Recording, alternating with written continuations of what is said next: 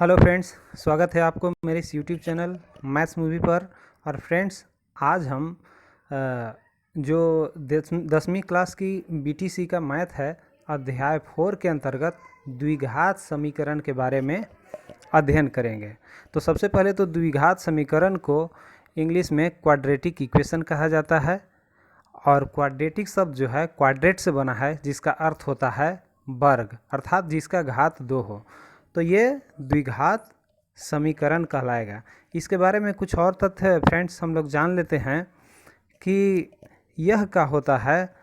तो अधिकांश लोग यह विश्वास करते हैं कि बेबीलोन वासियों ने ही सर्वप्रथम द्विघात समीकरणों को हल किया था।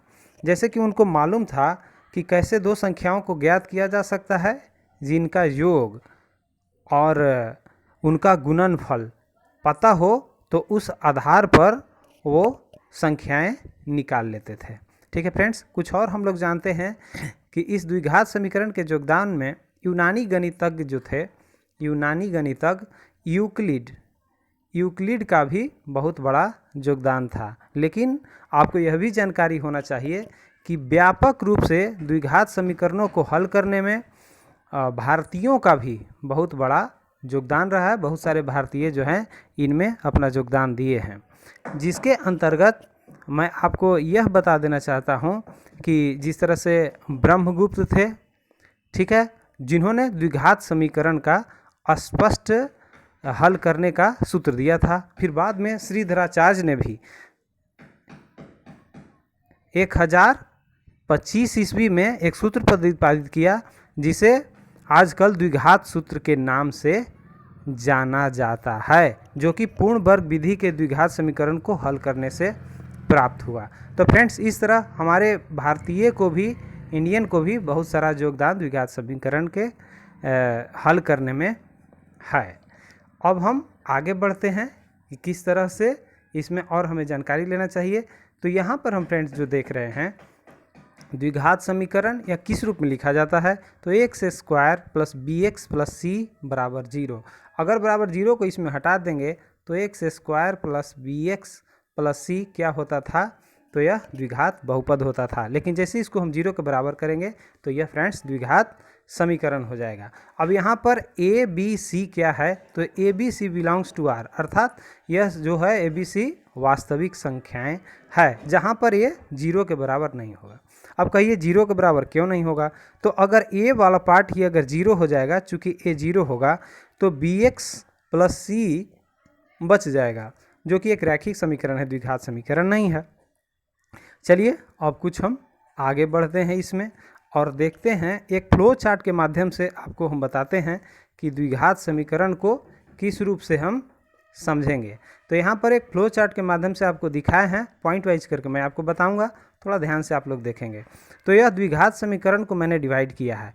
तो यह हल करने की विधि इसका देखेंगे, क्वाड्रेटिक इक्वेशन को सोल्व कैसे करेंगे। तो ये 3 भागों में विभक्त किया गया है। कितने विधि हो सकते हैं, तो पहला गुणनखंड विधि द्वारा हल, यदि दो रैखिक गुणनखंडों में गुणनखंडित किया जा सके, और दूसरा पूर्ण वर्ग बना करके हल कर सकते हैं, या फिर द्विघाती सूत्र के जरिए a equal to minus b plus minus b square minus 4ac root के अंडर बाई 2a द्वारा भी हम हल कर सकते हैं। अच्छा, एक बात और कि यह तीनों विधियों में से एक का प्रयोग कर इबारती प्रश्नों का हल कर सकते हैं। अब इबारती प्रश्न कहने का मतलब क्या हुआ, तो जैसे में हम बच्चों को इस तरह से कहते हैं कि बताओ कि अगर हम कोई संख्या में उतना ही जोड़ दें और फिर कुछ घटा दें तो इतना हमें प्राप्त होता है, इस तरह के संख्या, तो इसका आप समीकरण के रूप में बनाओ।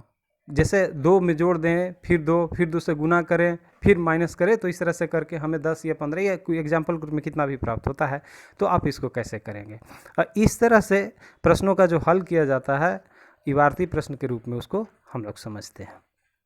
यहाँ पर हम देखते हैं फ्रेंड्स, इससे मिलता जुलता एक और चीज़ है, इसका अहम पार्ट है, जिसको हम क्या कहते हैं, तो विविक्तर कहते हैं। विविक्तर इंग्लिश में इसे डिस्क्रिमिनेंट कहा जाता है। सूत्र d बराबर बी स्क्वायर माइनस 4ac। हम समझेंगे कि यहाँ पर इन सबों का मतलब क्या होता है आगे देखते हैं। मूलों की प्रकृति यहाँ पर देखेंगे क्या, जब d 0 से बड़ा होगा, इसको थोड़ा सा हम बड़ा करके दिखा देते हैं। सबसे पहले थोड़ा सा एक बात आपको मैं समझा दूं कि d बराबर बी स्क्वायर माइनस 4ac जो विविक्तर है अर्थात डिस्क्रिमिनेंट d से लिखते हैं वो है क्या। तो यहाँ पर फ्रेंड्स आपको दिख रहा होगा x square plus b x plus c, तो इसमें d बराबर क्या हो जाएगा, जो x का गुणक है b उसको वर्ग कर देंगे और फिर माइनस कर देंगे, 4 ले लेंगे, और जो एक्स स्क्वायर का गुणक था यहाँ पर a है और जो अचर था c यहाँ पर यह c है। तो यही हुआ d बराबर बी स्क्वायर माइनस 4ac। अब इसमें और हम आगे देखते हैं कि क्या क्या चीज़ हमको जानना है जिससे एग्ज़ाम में किसी प्रकार का प्रश्न छूटे नहीं। तो आइए इस पर थोड़ा सा मूलों की प्रकृति को हम समझते हैं। यदि d 0 से बड़ा होगा तो मूल असमान व वास्तविक होगा, ये बड़ा इंपॉर्टेंट है। यह भी इसे डायरेक्ट सूत्र के रूप में आप याद रखेंगे, परीक्षा में 1 नंबर में यह निश्चित रूप से पूछता है। और जब d बराबर 0 होगा तो मूल बराबर व वास्तविक होगा, और d बराबर d जो होगा वह 0 से छोटा होगा तो कोई वास्तविक मूल्य नहीं होगा। कहने का मतलब कि जब d का मान हम निकालेंगे तो माइनस में आएगा तो उसका कोई वास्तविक मूल्य नहीं होगा, और जब 0 से बड़ा होगा तो मूल वास्तविक व असमान होगा, और 0 के बराबर जब d का मान होगा तो मूल वास्तविक व बराबर होगा। ठीक है फ्रेंड्स, तो इसको निश्चित रूप से VVI के रूप में मान करके याद कर लेंगे, दोनों को बड़ा ही ज़रूरत पड़ेगा जब हम क्वेश्चन को हल करेंगे तब। ठीक है फ्रेंड्स, अब आगे चलते हैं इससे कुछ संबंधित बात जानने के लिए। तो यहाँ पर हम समझेंगे एक द्विघात समीकरण का समान रूप अर्थात जनरल फॉर्म। तो कैसे, x square plus b x plus c बराबर 0, जहाँ ए बी सी वास्तविक संख्याएं हैं, जहाँ ए इज नॉट इक्वल टू 0 होगा। अभी मैंने कुछ देर पहले बताया था कि ये जब 0 के बराबर हो गया तो ये तो 0 हो जाएगा, तो ये द्विघात समीकरण रहेगा ही नहीं। इसलिए यह x square plus b x plus c बराबर 0 के रूप में होगा। चलिए, द्विघात समीकरण को 3 तरह से हल कर सकते हैं। किस तरह से, तो पहला ऊपर भी मैंने बताया कि यदि द्विघात समीकरण को 2 रैखिक गुणनखंड कर सकें तो गुणनखंड विधि से हल निकाल सकते हैं। एक बार फिर से सुन लें, यदि द्विघात समीकरण को 2 रैखिक गुणनखंडों में गुणनखंड कर सकें, रैखिक गुणकों में गुणनखंड कर सके तो उसका गुणनखंड विधि से हल हम निकाल सकते हैं। दूसरा कैसे कर सकते हैं, तो द्विघात समीकरण को पूर्ण वर्ग बना करके भी हल कर सकते हैं। द्विघात समीकरण को पूर्ण वर्ग बना करके हल कर सकते हैं, और फिर डायरेक्ट सूत्र का प्रयोग करके x बराबर minus b plus minus root under b square minus 4ac by 2 into a का प्रयोग करके भी हम द्विघात समीकरण को हल कर सकते हैं। फ्रेंड्स, यहाँ पर एक प्रश्न लेते हैं और इसको हल करके तीनों विधियों से आपको दिखाते हैं, समझाते हैं किस प्रकार से आप इसको हल कर पाएंगे। तो यहाँ पर एक द्विघात समीकरण है 3x square minus 5x plus 2 बराबर 0। यहाँ पर जो 3 विधि बताया गया है उन सब को हम यहाँ बारी बारी से देखेंगे। तो सबसे पहला जो हम देखेंगे इस क्वेश्चन को हल करने का तरीका, वह गुणनखंड विधि के बारे में हम समझेंगे। तो यहाँ पर देखिए गुणनखंड विधि कैसे हम समझेंगे। तो पहले क्या कीजिए कि 3x square minus 5x plus 2 बराबर 0 ही तो प्रश्न लिख दिया गया है। गुणनखंड विधि हल कैसे किया जाता है, तो इसको तो हम a मान लेते हैं x स्क्वायर के गुणक, और x के गुणक को b मान लेते हैं, और जो अचर है इसको c मान लेते हैं। तो हम क्या करते हैं फ्रेंड्स कि a में c से गुना करके देख लेते हैं कितना आया। अब उसके बाद जो b वाला टर्म है इसको हम इस तरह से कुछ जोड़ घटाव करके 2 भागों में विभक्त कर देते हैं गुणनखंड के रूप में, जो कि जोड़ने या घटाने पर तो b के बराबर ही आए। लेकिन अगर b के दोनों पार्ट को, b के 2 पार्ट में तोड़ते हैं ना, तो b के दोनों पार्ट को गुना करें तो फिर से हमको a में c से गुना करें उसके बराबर हो जाना चाहिए। यहाँ पर हम देखते हैं किस तरह से, जैसे देखिए 3x स्क्वायर हो गया, अब यहाँ पर तो -5 था, तो इसको किस रूप में हम तोड़े, मतलब जोड़े या घटाएं कि -5 आ जाए। तो -5 को मैंने कर दिया -3 और -2, दोनों को जोड़ देंगे तो -5 हो जाएगा, और फिर इस दोनों को हम गुना कर देंगे। तो -3 में -2 से गुना कर दीजिए तो माइनस क्या हो जाएगा, माइनस माइनस प्लस अर्थात 6 हो जाएगा, और x में x गुना होकर के हो जाएगा फ्रेंड्स 6x स्क्वायर। तो यह तो हो गया -3 के 2 भागों में तोड़ने पर ना। अब यहाँ पर यह जो देखते हैं 3x स्क्वायर अर्थात a के जगह पर 3x स्क्वायर था और b के जगह पर 2, तो इन दोनों के भी गुना करेंगे तो 6x स्क्वायर। अगर दोनों यह इक्वल आता है तो निश्चित रूप से आपका गुणनखंड सही हो रहा है, सही दिशा में जा रहा है। तो यहाँ पर देखें कि जब फिर 3x कॉमन ले लिए तो क्या बच गया x, और यहाँ तो 3x कॉमन ही बाहर हो गया तो माइनस का 1। यहाँ पर इन दोनों में से -2 कॉमन ले लिया तो यहाँ पर तो सिर्फ x बच गया, और माइनस है बाहर इसलिए अंदर भी माइनस हो गया, फिर बराबर 0 हो गया। अब देखते हैं कि कोष्ठ के अंदर दोनों में सेम है तो समझिए गुणनखंड सही बन रहा है। तो दोनों में से एक ले लिया जाता है तो x - 1 इन दोनों में से, और बाहर 3x था और यहाँ -2 था तो 3x - 2 बराबर का तो 0 था ही। अब हम क्या कर सकते हैं कि यह दोनों क्या है 0 के बराबर है, तो क्या होगा x - 1 0 के बराबर होगा, तब x बराबर 1 हो जाएगा, या 3x - 2 भी फ्रेंड्स 0 के बराबर हो सकता है क्योंकि दोनों का गुना 0 के बराबर है। तो 3x - 2 बराबर 0, इसलिए x बराबर 2/3, अर्थात दो मान आ गया ना, x का मान 1 या 2/3 दोनों में से कुछ हो सकता है। तो यह द्विघात समीकरण का हमने जो हल देखा यह गुणनखंड विधि से देखा। ठीक है फ्रेंड्स, अब हम इसको क्या देखेंगे कि पूर्ण वर्ग बना करके किस तरह से इसको हल किया जाता है इस द्विघात समीकरण को। तो यहाँ पर हम समझेंगे कि किस तरह से पूर्ण वर्ग बना करके हल किया जाएगा। तो देखिए फ्रेंड्स, यहाँ पर आपका समीकरण जो था 3x² - 5x + 2 जो कि द्विघात समीकरण को क्या करेंगे कि सबसे पहले जो x² का गुणक है उससे भाग दे देंगे दोनों तरफ। जब भाग दे देंगे तो देखिए 3 तो कैंसिल हो जाएगा, हट जाएगा। अब उसके बाद 5 में 3 से भाग हो जाएगा तो -5x/3 और यहाँ पर 2/3 हो जाएगा, और 0 में 3 से भाग देंगे तब तो 0 ही रहेगा। ठीक है, अगला काम हम क्या करेंगे कि x² यहाँ से लिख देंगे और -5/3 x तो था ही। अब कुछ इस तरह का हम बात सोचेंगे कि ये कुछ टर्म्स मिला करके वर्ग के रूप में आ जाए। ठीक है, तो यहाँ पर उसके लिए मैंने क्या किया 5/6 को वर्ग कर दिया। तो यहाँ पर जब जोड़ में हम यहाँ पर रख दिए तो ये तो एक्स्ट्रा चीज़ आ गया, पहले से तो इतना ही था x² - 5x -5/3x, तो यह तो 5/6 का वर्ग को प्लस में किया वर्ग करने के लिए, तो इसको फिर यहाँ माइनस में भी कर लिए, -5/6 का वर्ग कर दिया, क्योंकि ये दोनों को फिर अगर कैंसिल करेंगे तो फिर पहले की तरह ही बच जाएगा। और यहाँ 2/3 था तो 2/3 बराबर 0।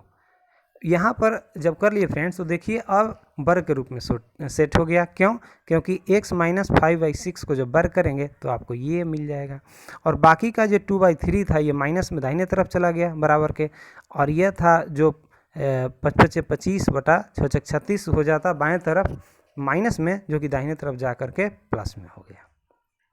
अब यहाँ पर देखते हैं कि x - 5/6 का तो वर्ग था ही, और यहाँ पर 36 दोनों का एलसीएम ले लिए, और जब इसको सरल किए तो 25 - 24 हो गया, इसलिए 1/36। तो फिर अगला स्टेप क्या हो गया, x - 5/6 का वर्ग बराबर 1/36 को जब हम क्या करेंगे इधर से हटाएंगे वर्ग तो रूट चढ़ जाएगा तो 1/√36, जिस कारण x - 5/6 हो जाएगा, यह 1/6 हो जाएगा, क्योंकि 1 का वर्गमूल 1 और 36 का 6 हो जाएगा। इस तरह से क्या हुआ कि x के दो मान हमें प्राप्त हो गए। कितना?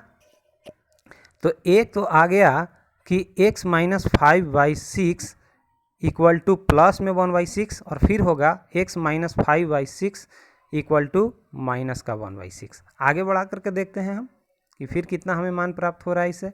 तो यहाँ पर देख लीजिए कि एक तो हो गया x इक्वल टू 5/6, और यहाँ से प्लस वाला ले लिए तो, और दोनों का फिर क्या कर दिया तो एलसीएम ले लिया 6, तो कितना हो जाएगा अब आपको, तो ये हो गया फ्रेंड्स x इक्वल टू 6/6, और कैंसिल होकर के 1 आ गया, और फिर यहाँ से जब माइनस वाला हम लेंगे तो 4/6 और ये 2/3 आ गया। तो फिर से यहाँ पर x का दो मान प्राप्त हो गया, अर्थात वर्ग विधि से भी हम द्विघात समीकरण को हल किए तो दोनों का मान हमें सेम ही प्राप्त हो गया। ठीक है फ्रेंड्स, यहाँ पर देख लीजिए कि यहाँ पर भी यही था मान और यहाँ पर भी यही है।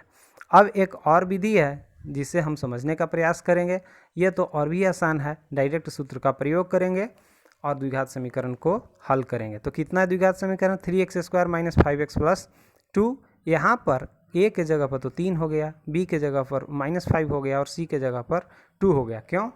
क्योंकि a² हम क्या पढ़ते थे द्विघात समीकरण x² + bx + c, तो a के जगह पर तो यहाँ 3 होगा प्लस में, ठीक है, और b के जगह पर यहाँ पर हो गया -5 और c के जगह पर हो गया 2।